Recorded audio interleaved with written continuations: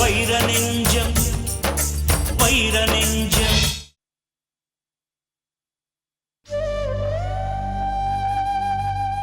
சொல்லுங்க. சக்திக்கு குழந்தை பிறந்ததுன்னா அவ உயிருக்கே ஆபத்து அப்படின்னுட்டு ஆத்துல எல்லாரும் பேசிக்கிறா. நீங்க தான் சொன்னலாமே இந்த மாதிரி ஜாதகத்துல தோஷம் இருக்கு, சக்திக்கு குழந்தையே பிறக்கக்கூடாது அப்படின்னுட்டு. எனக்கு ஒண்ணுமே புரியல. எங்க ஆத்துல மாமி இருக்காளோ இல்லையோ, என்ன சின்ன வயசுல தூக்கி வளர்த்தா. அந்த மாமி அடிக்கடி சொல்லுவா, ஒரு பொண்ணு முழுமையடைகிறதே அவ அம்மா ஆகும்போது தான் அப்படின்னுட்டு. எல்லா பொண்ணுங்க மாதிரியும் சக்திக்கும் ஆசை, ஏக்கம், சந்தோஷம் இதெல்லாம் இருக்கும் இல்லையோ, அம்மா ஆகணும்னுட்டு. சொல்லுங்க. சித்தி பேசுனதை கேட்டதுலேருந்தே எனக்கு மனசே சரியில்லை. பொதுவா நீங்க ஒரு ஜோசியம் சொன்னா அது கண்டிப்பா கரெக்டா இருக்கும் அப்படின்பா. எனக்கு கல்யாணம் ஆனதும் எனக்கு வர பொண்டாட்டி தான் என்னை நல்ல வழிக்கு கொண்டு வந்து ஒரு மனுஷனாக்குவோ அப்படின்னு சொன்னாள். அதே மாதிரி சக்தி என்னை நல்லபடி மனுஷனாக்கின்னு இருக்கா. இப்போ சக்திக்கு குழந்தை பிறந்தா அவ உயிருக்கே ஆபத்து அப்படின்னு சொல்லியிருக்கலாம். அதான் எனக்கு அதை நம்புறதா வேண்டாமான்னு புரியாம ஒரே குழப்பம். அதனாலதான் கேட்ட உடனே உங்களாண்ட ஓடி வந்துட்டேன். ஒரு தடவைக்கு 4 தடவை கொஞ்சம் நன்னா பார்த்து சொல்லுங்களேன். அன்னைக்கு வைத்தீஸ்வரி அம்மா வந்து பார்த்த போது நல்லா பார்த்து நல்லா கணிச்சுதான் சொல்லியிருக்கிறேன். இருந்தாலும் உங்க திருப்திக்காக கொடுங்க, ஒரு தடவை பார்த்து நன்னா பாருங்களேன்.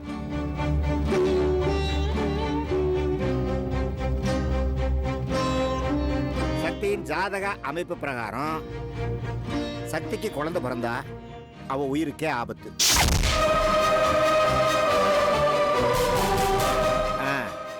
இன்னும் 1 வருஷம் 16 நாளைக்கு குழந்தை பிறக்கிறத தள்ளி போட்டீங்கன்னா நல்லா இருக்கும். ஆண்டவா, கொஞ்சம் நன்னா பார்த்து சொல்லுங்களேன். ரொம்ப பயந்து போய் வந்திருக்கேன். எத்தனை முறை பார்த்தாலும் இந்த ஜாதகத்தில் உள்ளபடி தான் சொல்ல முடியும். இந்த பாருங்க, குழந்தை பேரில் உள்ள ஆசையினால குழந்தையை பெற்றுக்கிட்டீங்கன்னா சக்தியினுடைய உயிருக்கு தான் ஆபத்து. நல்ல வேளை வர்றச்ச உங்க மனைவி அழைச்சிட்டு வரல, வந்திருந்தா ரொம்ப வேதனைப்பட்டிருப்பாங்க. ஐயோ ஆமா, 1 வருஷம் 16 நாள் தானே, சீக்கிரமா போயிடும். கொஞ்சம் பொறுத்துருங்க, அதுக்கப்புறம் எல்லாம் நல்லபடியா நடக்கும். நீங்களும் அவங்களும் சந்தோஷமா வாழ்வீங்க. சரி ஜோசியரே, நீங்க எனக்கு ஒரே ஒரு உதவி மட்டும் பண்ணுங்க. என்ன தம்பி செய்யணும்? எந்த ஒரு சூழ்நிலையிலையும் சக்திக்கு இந்த விஷயம் மட்டும் தெரியவே கூடாது. நொந்து போயிடுவா. நான் சொல்ல மாட்டேன். நான் போயிட்டு வரேன். போயிட்டு வாங்க. இந்தாங்க அபிராமி.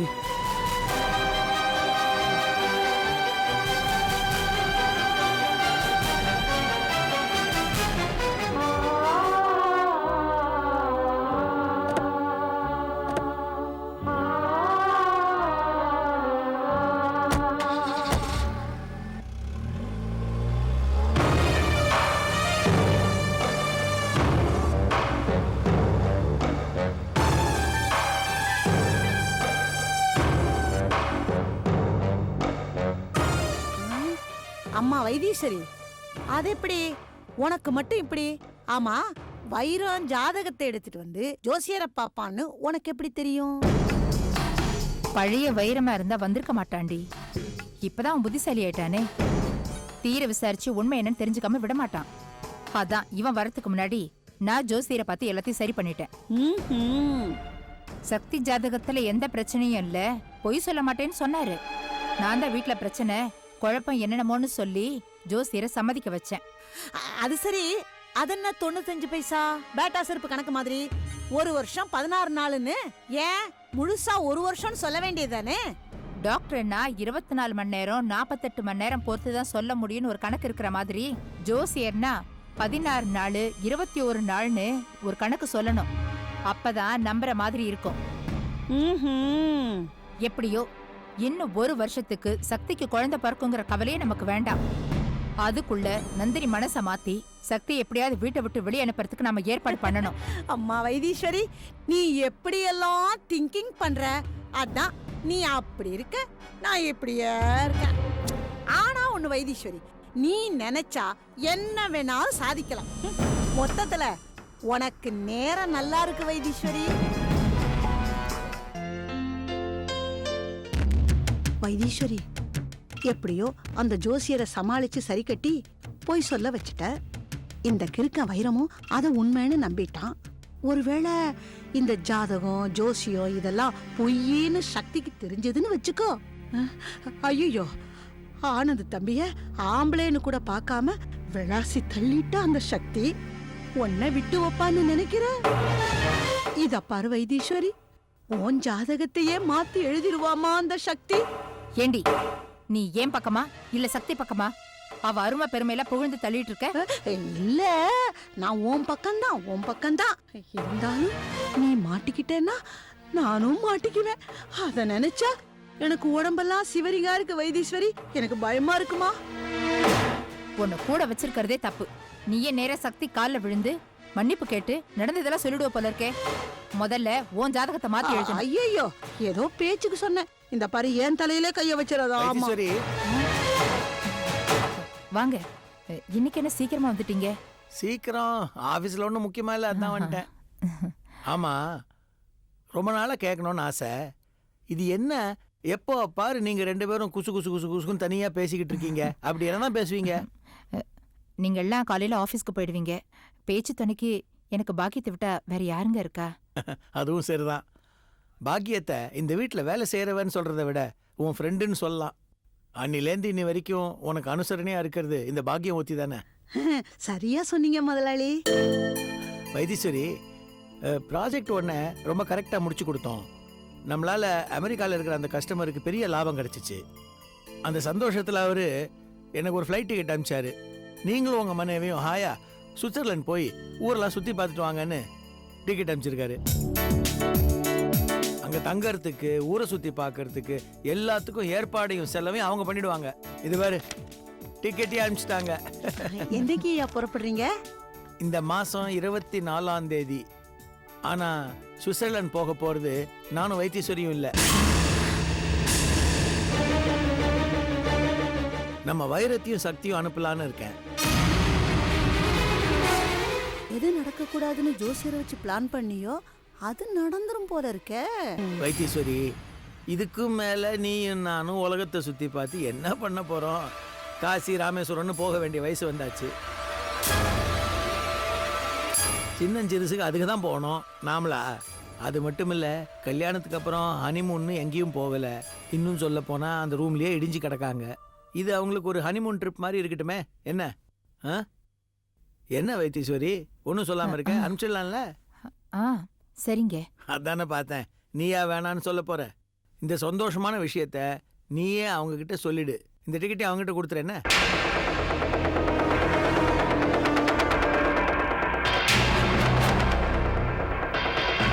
என்னங்க? என்ன வைத்தீஸ்வரி? இல்ல, சக்திக்கும் வைரத்துக்கும் இந்த டிக்கெட்டை கொடுத்து ஜாலி சுவிட்சர்லாந்து போயிட்டு வாங்கன்னு சொன்னா ஆனந்தும் நந்தினியும் தப்பா நினைக்க மாட்டாங்க? அம்மாடி, போட்டா பாரு சமயம் பார்த்து ஒரு கோக்கிய. அப்பாவும் அம்மாவும் அவங்களுக்கு மட்டுமே எல்லாம் செய்யறாங்க, நமக்கு எதுவுமே செய்யறது இல்லைன்னு ஆனந்துக்கும் நந்தினிக்கும் தாழ்வு மனப்பான்மை வந்துடாது? நாமளே உங்க மனசுக்கு எடுத்த மாதிரி ஆயிடுங்க. இப்போ நீ என்ன சொல்ற? அவங்க 2 பேரும் சுவிட்சர்லாந்து போக வேணான்னு சொல்றியா? ஐயோ, அப்படி இல்லைங்க. நந்தினி ஆனந்து கூட அப்படியே வெளிநாடு போறதுக்கு அரேஞ்ச் பண்ணி கொடுக்கலான்னு சொல்றேன். ஆமாங்க ஐயா, அம்மா சொல்றதுதான் சரி. கவுன் தங்கச்சியும் ரொம்ப ஒத்துமையா இருக்காங்க. இதனால அவங்களுக்குள்ள ஏதாவது விரிசல் ஏற்பட்டுறக்கூடாதுல்ல? நீங்க சொல்றது எனக்கு புரியுது. ஆனா வைரமும் சக்தியும் ஃபாரின் போனோன்னு நான் சொல்றதுக்கு ஒரு காரணம் இருக்கு. கொஞ்சம் யோசிச்சு பாரு. வைரம் எப்படி இருந்தான்? 4 சுவத்துக்குள்ளேயே கிடந்தான். ஊர் உலகம் தெரியாத ஒரு இன்னசென்ட் பாயா. ஆனா இன்னைக்கு ஆஃபீஸ்க்கு போறான், ஆஃபீஸில் வேலை பார்க்குறான். இதுக்கெல்லாம் காரணம் யாரு? சக்தி. யோசிச்சு பாரு, வேற யாராவது ஒரு பொண்ணு நம்ம பையனை கல்யாணம் பண்ணிட்டு இருப்பாளா? ஏன் நீயே அவ சிச்சுவேஷன்ல இருந்தா இந்த கல்யாணத்துக்கு சம்மதிச்சிருக்க மாட்டேன். ஆனா சக்தி நம்ம வைரத்தை கட்டிக்கிட்டு இருக்கா. தான் நேசிச்சவனை மறந்து தன் தங்கச்சிக்காக விவரம் தெரியாத ஒருத்தனை கட்டிக்க சம்மதிச்சா. கட்டிக்கிட்டது மட்டும் இல்லை, அவனை ஒரு மனுஷனாக்கியிருக்கா. நம்ம அவளுக்கு என்ன செஞ்சிருக்கோம்? ஒன்றும் செய்யலை. இந்த மாதிரி சின்ன சின்ன சந்தோஷங்களை கொடுக்க முடியும், அவ்வளோதான். அதைத்தான் நான் செய்கிறேன். அது மட்டும் இல்லை, வைரம் இப்போ நம்ம கம்பெனிக்கு போகிறான். 4 இடத்துக்கு போய் 4 பேரை மீட் பண்ணான்னா உலகத்தில் நடக்கிற விஷயங்களை தெரிஞ்சுக்குவான், புரிஞ்சுக்குவான். அதுக்காக தான் அவங்கள அனுப்பணும்னு ஆசைப்படுறேன். நீங்க சொல்றதும் சரிதான். இருந்தாலும் ஆனந்த நந்தினியும் தப்பா எடுத்துக்க கூடாது இல்லையா? எடுத்துக்க கூடாது வைத்தீஸ்வரி. இப்பதானே ஆனந்த் அமெரிக்கா போயிட்டு வந்தான். அது மட்டும் இல்ல, ஒரே நேரத்தில் எல்லாரும் ஊருக்கு கிளம்பிட்டாங்கன்னா இங்க ஆபீஸை யாரு பாத்துக்குவாங்க? இந்த மாதிரி சில பிராக்டிக்கல் ப்ராப்ளம்ஸ்லாம் இருக்கு. அதனால அவங்க அண்ணனும் அண்ணியும் முதல்ல போகட்டும், பெரியவங்க போயிட்டு வரட்டும், அப்புறம் சிறுசுகளை அனுப்புவோம். போகக்கூடாதுன்னு நான் சொல்றேன், கண்டிப்பா போவாங்க. ஆனா ஒரே நேரத்தில் போக முடியாதுன்னு சொல்றேன். சரி, நான் போய் ஃப்ரெஷ் பண்ணிட்டு வந்துடுறேன். நம்ம 2 பேருமாவே போய் சக்தி வைரத்துக்கிட்ட டிக்கெட்டை கொடுத்துட்டு சந்தோஷமான விஷயத்த சொல்லிடுவோம். வைத்தீஸ்வரி, என்னமோ சொல்லுவாங்களே, அதிர்ஷ்டம் ஆட்டோல வந்தா துரதிர்ஷ்டம் ஃப்ளைட்ல வருதுன்னு. அந்த மாதிரி இருக்குது உன் கதை. நீ ஜாதகத்தை சொல்லி ட்விஸ்ட் பண்ணி அவங்கள பிரிச்சிடலான்னு நினைச்ச. ஆனா விதி அவங்களுக்கு சுவிட்சர்லாந்து ரூபத்துல வந்து நிக்குது. வேண்டாம் வைத்தீஸ்வரி, விட்டுறாத. அவங்கள போக விடாம எப்படியாவது தடுத்து நிறுத்திடு. சொல்லிட்டேன். ஆமா.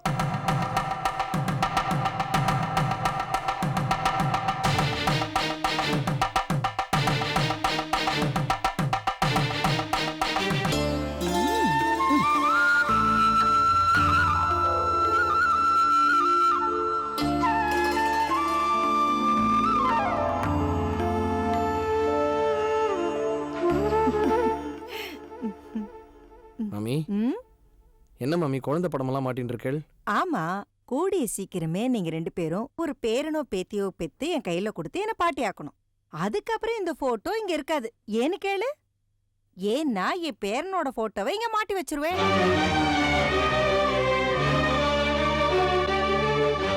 என்ன சொல்ற சக்தி? நான் சொல்றது சரிதானே? ம்? போங்க மாமி. அதனால என்ன சக்தி? நீங்க 2 பேரும் காத்தால கிளம்பி ஆபீஸ்க்கு போயிடுறேள், அப்புறம் சாயந்தரம் திரும்பி வரேள். அது வரைக்கும் நான் சும்மா தானே இருக்கேன். வீட்டுல எனக்கு போர் அடிக்கிறது. ஒரு பேர பிள்ளை இருந்தா அவனோட ஓடி ஆடி விளையாடி கொஞ்சின்னு இருப்பேனோ. உங்களுக்கு போர் அடிக்காம இருக்கிறதுக்கு நாங்க குழந்தை பெத்து கொடுக்கணுமா? ஆமா, என் ஆசைதான். இவ அம்மா மரகதம் போகும்போது இவனை என் கையில கொடுத்து இவனை நன்னா வளர்த்து ஆளாக்கி ஒரு நல்ல பொண்ணா பார்த்து கல்யாணம் பண்ணி வச்சு அவனை குழந்தை குட்டிகளோட சந்தோஷமா வாழ வைக்க வேண்டியது உன்னோட பொறுப்புன்னு என்னண்ட ஒப்படைச்சிட்டு போனான்.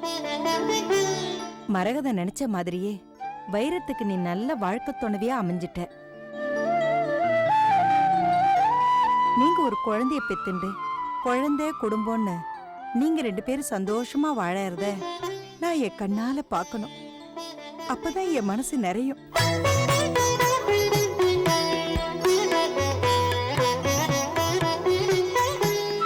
இங்கேயே சுத்தி சுத்தி வந்துட்டு இருக்கிற இவன் அம்மாவோட ஆத்மாவும் சாந்தி அடையும். சரியா சொன்னீங்க மாமி. எங்களுக்கும் அதே ஆசைதான் மாமி. அவளுக்கு மட்டும் இல்ல, வைரத்தை இப்படி பார்க்க அவ கொடுத்து வைக்கலையேன்னு தான் வருத்தமா இருக்கு. இல்ல மாணிக்க விநாயகம், இங்கே இருந்து இங்க நடக்கிறது எல்லாத்தையும் அவ பார்த்து சந்தோஷப்பட்டுன்னு தான் இருக்கா. எது எப்படியோ விதி, வேற என்ன சொல்றது. சரி, வந்த விஷயத்த சொல்றேன். வைரம், அப்பப்போ என் மேல கோச்சுக்குவிய, எங்கேயும் கூட்டு போறது இல்ல, வீட்டுக்குள்ளேயே அடைஞ்சு கிடக்கேன்னு. இப்போ நீயும் சக்தியும் சுவிட்சர்லாந்து போறீங்க.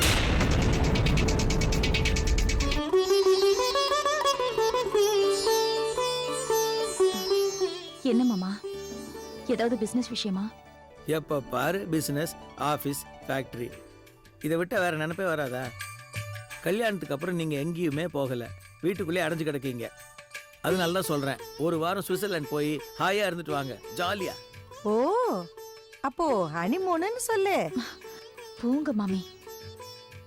வெக்கத்தை பாரு. என்ன வைத்தீஸ்வரி, என்ன சொல்ற? ஆமா வைரம், உங்க அப்பாவுக்கு நம்ம கிளைண்ட் ஒருத்தங்க ஃப்ரீ டூர் போறதுக்கு ஏற்பாடு பண்ணிருக்காங்களா? ஊர் சுத்தி பாக்குற வயசாயுது, நீங்க தான் சின்னஞ்சிருச்சுங்க, நீங்க தான் 4 இடத்துக்கு போகணும் வரணும். எங்களுக்கு பதிலா சந்தோஷமா நீங்க போயிட்டு வாங்க. இந்த ஜாதகத்துக்கு புத்திர செல்வமே இருக்க கூடாதான். அதே மீறி குழந்தை பெத்துக்கிட்டா இந்த ஜாதகத்தோட சொந்தக்காரி சக்தி உயிரோடவே இருக்க மாட்டான்னு ஒரே வார்த்தையில சொல்லிட்டாரு.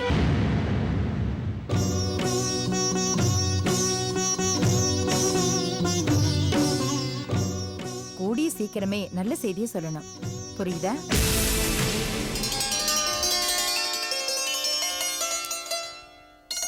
இந்த சக்தி டிக்கெட் வாங்கிக்கோ.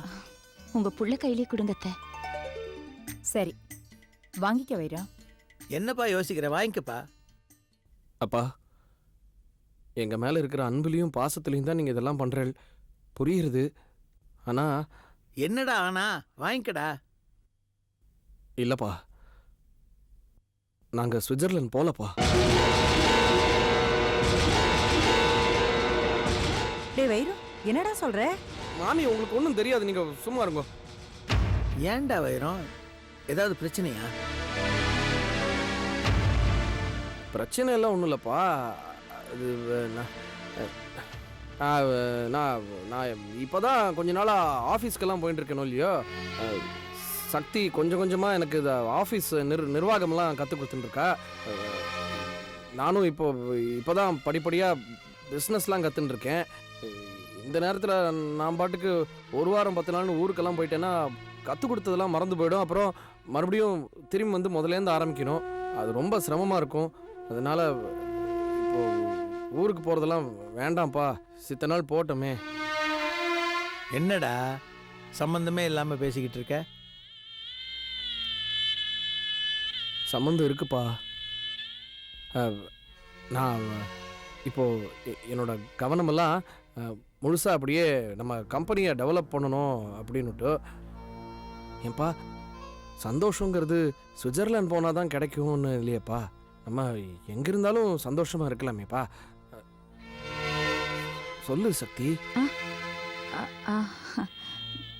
ஆமா மாமா, முதல்ல அவரு பிசினஸ் எல்லாம் தெரிஞ்சுக்கிட்டோம். நல்ல புருஷன் பொண்டாட்டி. வீடு ஆஃபீஸ்னே கிடைக்கிங்களே, வெளியே போய் கொஞ்சம் ஜாலியாக இருப்பீங்கன்னு பார்த்தா பா, தம்பியும் என்ன மாதிரி தானேப்பா, கம்பெனியே கதின்ட்டு இருக்காரோ இல்லையோப்பா. அவரும் கல்யாணம் ஆனதுலேருந்து எங்கேயுமே வெளியில் போகலையேப்பா. தம்பியும் நந்தினியும் அனுப்பி வைங்களேன்ப்பா. ஏன்னா காலேஜ் முடித்ததுலேருந்தே பிஸ்னஸ்ஸு கம்பெனி அப்படின்னுட்டே இருக்கார் தம்பி. இந்த இந்த டூர் அவருக்கும் கொஞ்சம் ரிலாக்ஸ் பண்ண மாதிரி இருக்குமோ இல்லையோ. தம்பியும் நந்தினியும் போயிட்டு வரட்டுமேப்பா. சரி, எவ்வளவு சொன்னாலும் கேட்க மாட்டேங்கிறான். இவன் கன்வின்ஸ் ஆக மாட்டான். நீ சொன்ன மாதிரியே ஆனந்தி நந்தினி அனுப்பிச்சி வைக்கிறேன்டா. நீ இதை அவங்கக்கிட்ட கொடுத்துட்டு நான் சொன்னேன்னு சொல்லி ஊருக்கு கிளம்ப சொல்லு. சரிங்க. வரேன்டா.